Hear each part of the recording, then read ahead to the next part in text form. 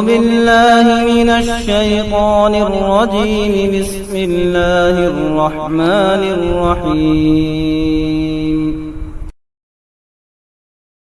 بات حقیقت ہے کہ جب تک خود انسان کوشش نہیں کرے گا اللہ تبارک و تعالیٰ بھی اس قوم کی حالت نہیں بدلے گا.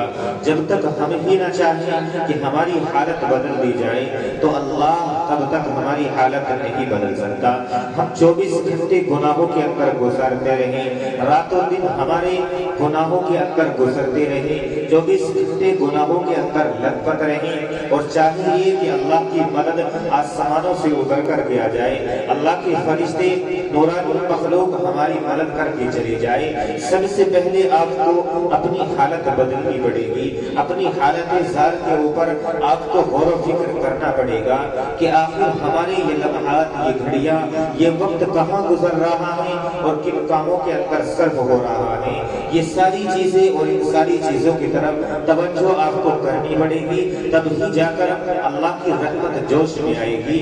ورنہ اللہ تبارک و تعالیٰ کا یہ اصول ہے, جو انسان اور جو قوم غلطی کی طرف آتی ہے وہ خود اپنی جانوں کو ہلاکت اور تباہی کے اندر, بربادی کے اندر ڈالتی چلی جاتی ہے. اللہ کو کوئی فکر نہیں ہے اور اللہ کو کوئی پرواہ نہیں ہے. ہمیں اللہ کی ضرورت ہے, اللہ کو ہماری ضرورت نہیں ہے. یقیناً یہ بات حقیقت ہے کہ اللہ کو ہماری ضرورت نہیں ہے, وہ ہمارے بعد دوسری قوم پیدا کر سکتا ہے.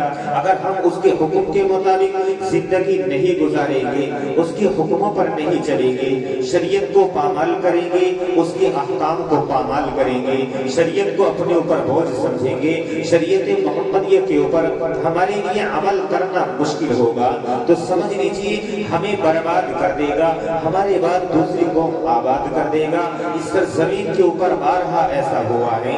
ساری دنیا کے اندر آپ دیکھ رہے ہیں کہ مسلمانوں کو ختم کرنے کی کوششیں کی جا رہی ہیں. فلسطین کی تاریخ اٹھا کر کے دیکھو, ایران کی تاریخ اٹھا کر کے دیکھو, بیت المقدس کی تاریخ پڑھ کر کے دیکھو, مصر کی تاریخ پڑھو, اخباروں کے اندر سنتے رہتے ہو, ٹی وی چینلوں کے اندر دیکھتے رہتے ہو, ویب سائٹوں کے ذریعے آپ دیکھتے رہتے ہو, یوٹیوب کے ذریعے, گوگل کے ذریعے آپ تک ساری خبریں پہنچ رہی ہیں. لیکن یہ سارا کس وجہ سے ہو رہا ہے؟ کیونکہ مسلمانوں نے اپنے ایمان کا سودا کر لیا ہے. مسلمانوں کے اندر غدار موجود ہیں, مسلمانوں کے اندر چاپلوس پائے جاتے ہیں, اور یہ ہر گاؤں, ہر قریہ, ہر بستی کے اندر کچھ اس طرح کے لوگ ہوتے ہیں جو جاسوسی کرنے والے ہوتے ہیں. قوم کی تباہی بربادی ان کے اوپر آ کر کے ٹک جاتی ہے, کیونکہ وہ دیکھنا نہیں چاہتے کہ قوم ترقی کرے یا قوم کا کوئی فرد نکل کر کے سامنے آئے. اور یہ بات بھی حقیقت ہے, جس کے پاس مال و دولت ہوگا یا جو معزز انسان ہوگا, جس کے دل و دماغ کے اندر تکبر گھسا ہوا ہوگا, وہ یہی چاہے گا کہ قوم دب کر کے رہے, مجھ سے نیچے رہے, کوئی مجھ سے اونچا اٹھنے کی کوشش نہ کرے. اگر کوئی کوشش کرے گا تو اسے کسی نہ کسی طریقے سے دبانے کی کوشش کی جائے گی. آج ہر جگہ پر یہ سارے معاملات دیکھنے میں آ رہے ہیں. خیر, میں نہیں چاہتا کہ آپ کا زیادہ وقت لیا جائے. باتیں تو بہت ہیں بتانے کے لیے, آپ کے دلوں کے اندر اتارنے کے لیے بہت کچھ اس سینے کے اندر موجود ہے, لیکن وقت اس کی اجازت نہیں دے گا, اور میں خود بھی نہیں چاہتا کہ آپ کا زیادہ وقت لیا جائے. آپ کے چھوٹے چھوٹے بچوں کا پروگرام آپ کے سامنے یکے بعد دیگر آتا رہے گا.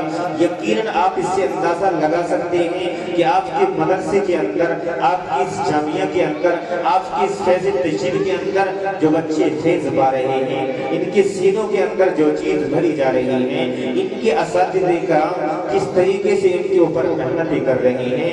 یقیناً آپ کو معلوم ہے کہ آپ کے گاؤں نے, آپ کے مدرسے نے, آپ کے اساتذہ کرام نے, آپ نے جن لوگوں کا انتخاب کیا ہے اس مدرسے کو چلانے کے لیے, یقیناً وہ مخلص بھی نظر آتے ہیں, اور ہر اعتبار سے اللہ نے ان کے اوپر اخلاص کرم بھی فرمایا ہوا ہے.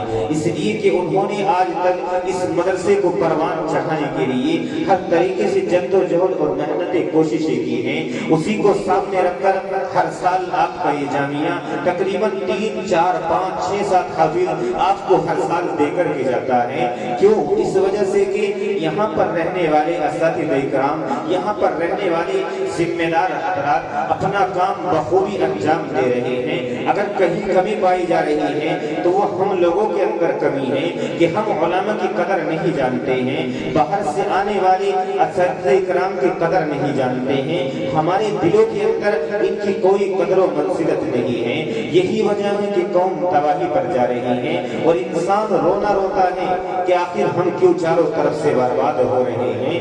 یقیناً اگر آپ آبادی چاہتے ہیں، مدرسوں سے جڑنا پڑے گا، تبلیغی جماعت سے جڑنا پڑے گا، یا اسی طریقے سے مرکز سے جڑنا پڑے گا، آپ کو خانقاہوں سے جڑنا پڑے گا۔ غرض ہے کہ آپ جس نسبت سے بھی جڑنا چاہیں، چاروں طرف سے دین کے اڈے کھلے ہوئے ہیں، جس طریقے سے عیاشی کے اڈے کھلے ہوئے ہیں، دین کا جال بھی چاروں طرف پھیلا ہوا ہے، چاہے وہ تبلیغی جماعت کی صورت میں ہو یا اسی طریقے سے مدارس کی صورت میں ہو، خانقاہوں کی صورت میں ہو، غرض ہے کہ کسی طریقے کی صورت میں بھی ہو، آپ کے چھوٹے چھوٹے بچے مدرسے کے اندر تعلیم پائیں گے، بڑے حضرات جماعت تبلیغ کے اندر جا کر کے اپنی سینوں کو منور کریں گے۔ ہر ایک کے لیے راستہ کھلا ہوا ہے، چاہے تبلیغ کے اندر جا کر کے آپ دین سیکھیں، خانقاہوں کے اندر جا کر کے وقت لگائیں، آپ اپنے وقت کو قیمتی بنائیں، چاہے جس طریقے سے بھی بنائیں، گلیوں میں کھڑے ہو کر کے وقت نہ گزاریں، کیونکہ یہ وقت انتہائی یعنی انسان کے لیے دشوار گزار گھاٹیوں سے گزر رہا ہے۔ اس وقت انسان بے انتہا گزار گھاٹیوں سے گزرتا ہوا جا رہا ہے، اور اتنی وسعت کے باوجود یعنی یہ سرزمین مسلمانوں کے اوپر تنگ کی جا رہی ہے۔ اللہ کی یہ زمین اتنی وسعت کے باوجود مسلمانوں کے اوپر تنگ ہوتی ہوئی نظر آ رہی ہے، تو اس کے لیے مسلمانوں سب سے پہلی چیز یہی ہے کہ صحابہ کرام کے نقش قدم پر چلنا پڑے گا۔ جس طرز پر یا جس روش پر صحابہ کرام چلے تھے اسی روش پر آپ کو بھی آنا پڑے گا، تب ہی جا کر کے یہ قوم ترقی کرے گی۔ ورنہ اگر آپ ترقی چاہتے ہیں صحابہ کا طریقہ چھوڑ کر، رسول اللہ کا طریقہ چھوڑ کر، اللہ نے صاف اعلان کر دیا ہے لقد کان لکم فی رسول اللہ اسوۃ حسنہ، اللہ نے اعلان کر کے یہ فرما دیا ہے کہ دنیا کے اندر چاہے سینکڑوں انسان پیدا ہو، ہزاروں اور لاکھوں کی تعداد میں انسان پیدا ہو، لیکن کسی انسان کے بارے میں اللہ نے یہ نہیں کہا ہے لقد کان لکم فی رسول اللہ اسوۃ حسنہ۔ ہاں محمد عربی صلی اللہ علیہ وسلم کے بارے میں اللہ نے یہ کہا ہے کہ ان کی زندگی تمہارے لیے نمونہ ہے، جس طرف سے بھی پڑھو گے، جس رخ سے بھی پڑھو گے، پڑھتے چلے جاؤ گے اور عمل کر کے دیکھ لو جنت تک پہنچ جاؤ گے۔ ادھر بعض بچوں کو بھی